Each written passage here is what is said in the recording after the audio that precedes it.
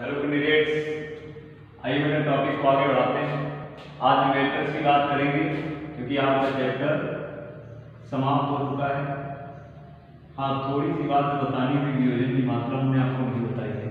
वियोजन की मात्रा के बारे में बात करके हम टॉपिक को आगे बढ़ाएंगे, है ना। देखिए क्या होती है वियोजन की मात्रा।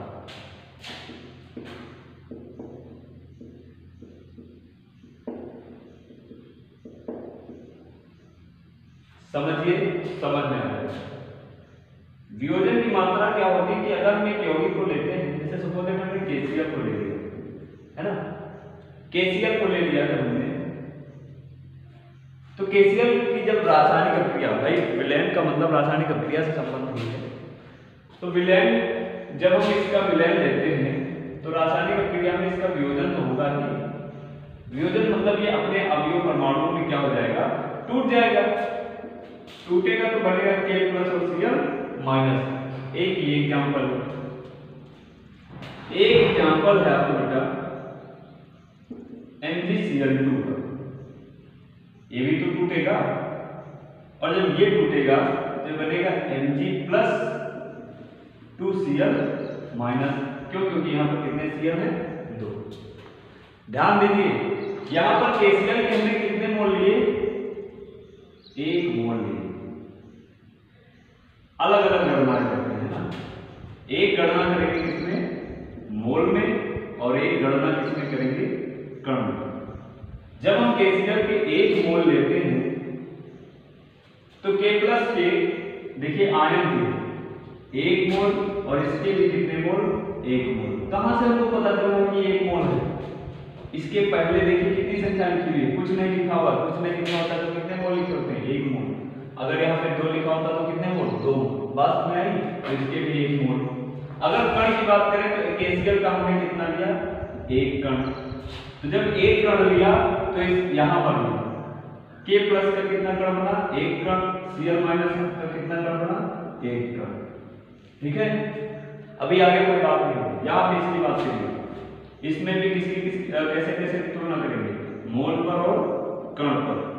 इसके कितने मोल लिए गए, 1 मोल लिए गए, तो Mg प्लस का कितना मोल बना, 1 मोल बना। Cl माइनस के कितने मोल बने, 2 मोल बने। ठीक, कितने कण है, 1 कण है, तो इसका Mg प्लस का कितना कण बना, 1 कण, और Cl माइनस के कितने कण बने, 2 कण बने। ठीक है बेटा, ये वियोजन की बात हमने की है, वियोजन की मात्रा की बात की है, वियोजन की बात की है। जब हम किसी विलयन की रासायनिक अभिक्रिया करवाते हैं तो हमेशा वो विलेय तथा विलायक में क्या हो जाता है, टूट जाता है। वो विलेय तथा विलायक में क्या हो जाता है, अलग अलग हो जाता है, घटित हो जाता है, या वियोजित हो जाता है। क्या हो जाता है, वियोजित हो जाता है। अब ये वियोजन था, ये क्या था, वियोजन था। अब आप देख लीजिए संयोजन क्या है। संयोजन क्या है, संयोजन की मात्रा, अभी मात्रा की बात करते हैं, है ना, सिर्फ वियोजन और संयोजन की बात करते हैं। तो अब ये उल्टा हो जाएगा। अगर हम K प्लस और Cl माइनस को मिला देंगे तो क्या बनेगा बेटा, KCl।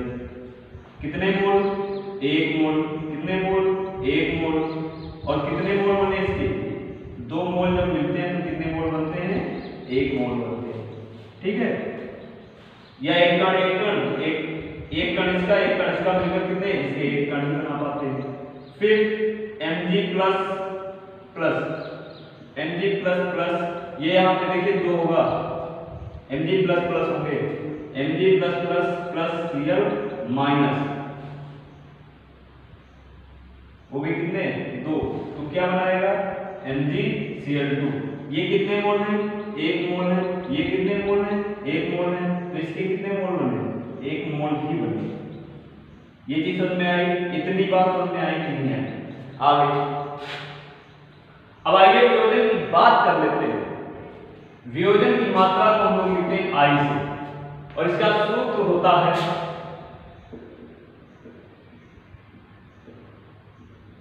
विलयन में उपस्थित कणों की संख्या, उपस्थित कणों की संख्या बटे लिए गए कणों की संख्या, और यही इसकी गणना है, यही इसकी मात्रा है। Once again, alpha. वियोजन की अगर मात्रा की बात की जाएगी, वियोजन की मात्रा को अल्फा से एक मिनट, ये आई की वैल्यू नहीं है। वियोजन की मात्रा की अगर बात की जाए बेटा, तो वियोजन की मात्रा के लिए हमेशा जो चिन्ह प्रदर्शित किया जाता है वो अल्फा होता है। वो क्या होता है? अल्फा होता है। अब आई बराबर है विलयन में उपस्थित विलय के कणों की संख्या और लिए गए कणों की संख्या। ये आप जानते हैं क्या था?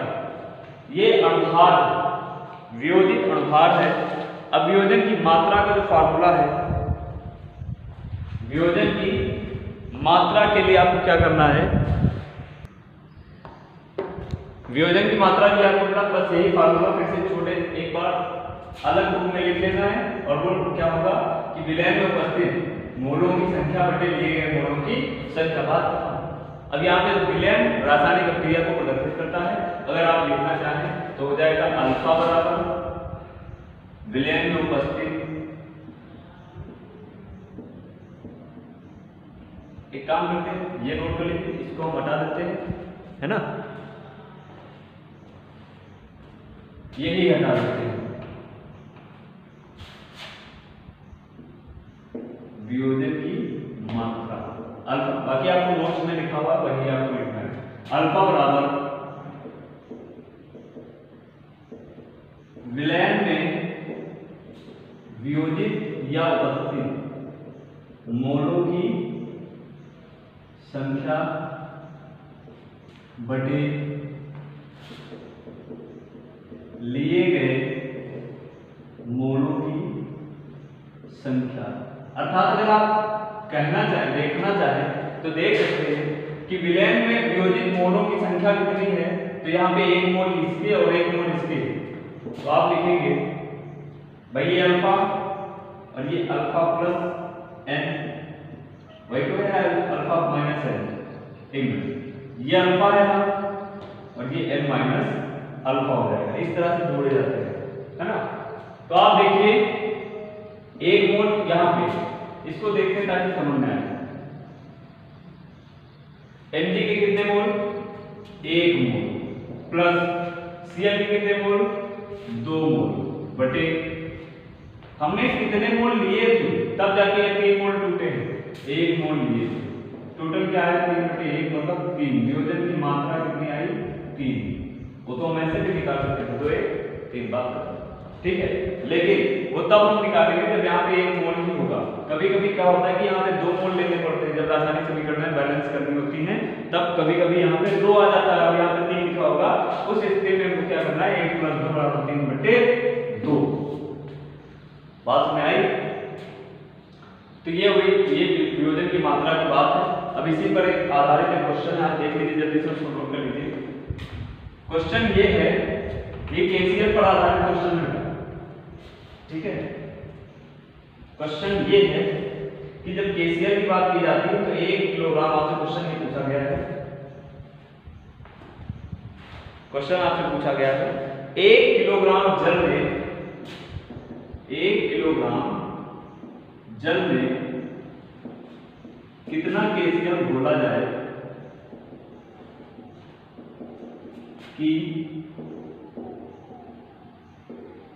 विलयन का क्वथनांक 2 के कम हो जाए, कि विलयन का क्वथनांक, विलयन का क्वथनांक है ना, विलयन का क्वथनांक 2 के कम हो जाए।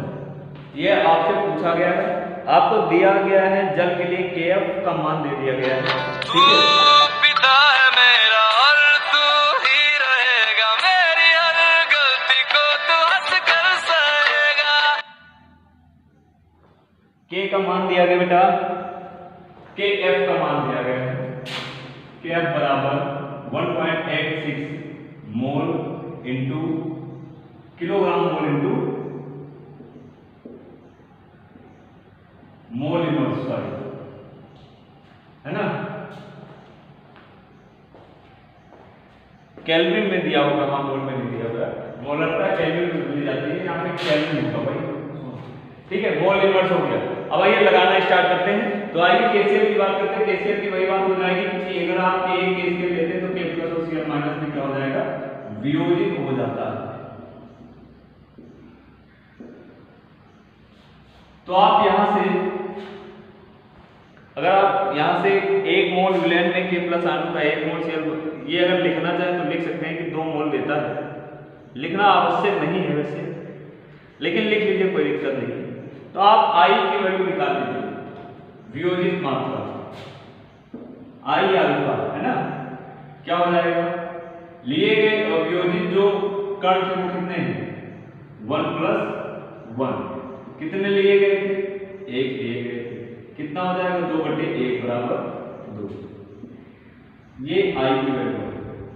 अब आप यहीं से आगे लिखेंगे ऐसे, इसको हटा देंगे, क्योंकि मोलरता वाला स्मॉल w एक small m by capital W, वो भी एक कैपिटल W किसमें होगा, किलोग्राम में होगा। यही तो होता है फॉर्मूला।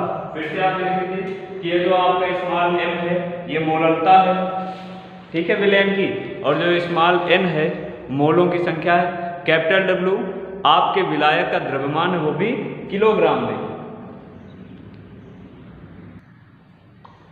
बेटा तो आपको क्या करना है, अणुभार आपको निकालना है केसीएल का। केसीएल का अणुभार कितना है, के का कितना होता है, 39 + 35.5। आप ऐड करेंगे, जब 39 इसमें ऐड कर देंगे तो हो जाएगा 5, 4 और ये 7, 74.5 आपका अणुभार आ रहा है।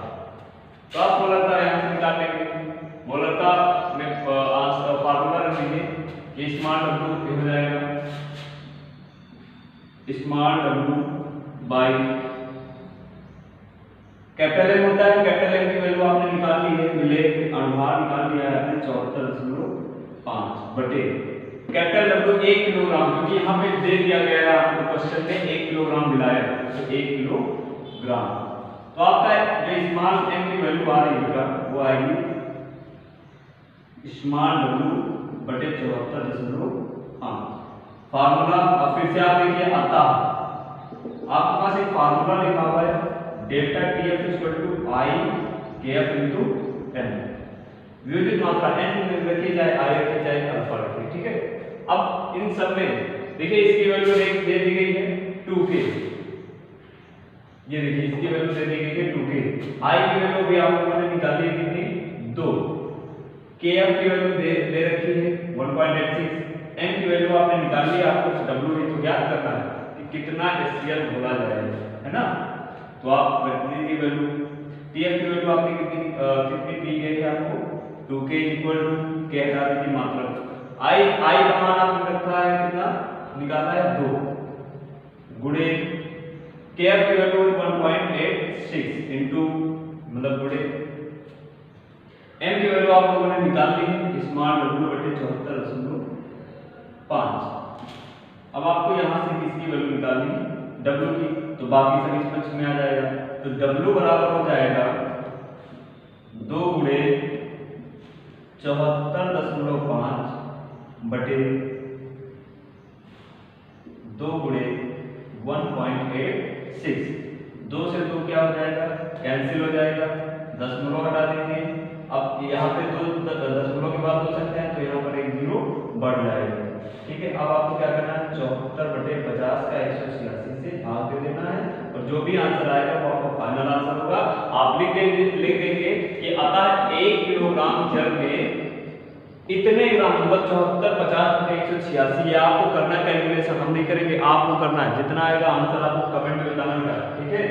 इतना KCl बोला जाए कि विलेन का क्वथनांक 2k कम हो जाएगा, तो आंसर आपके सामने लिखा हुआ, ठीक है। उम्मीद करते हैं कि आपको समझ में जरूर आया होगा। तो ठीक है, अगले वीडियो में मिलते हैं फिर।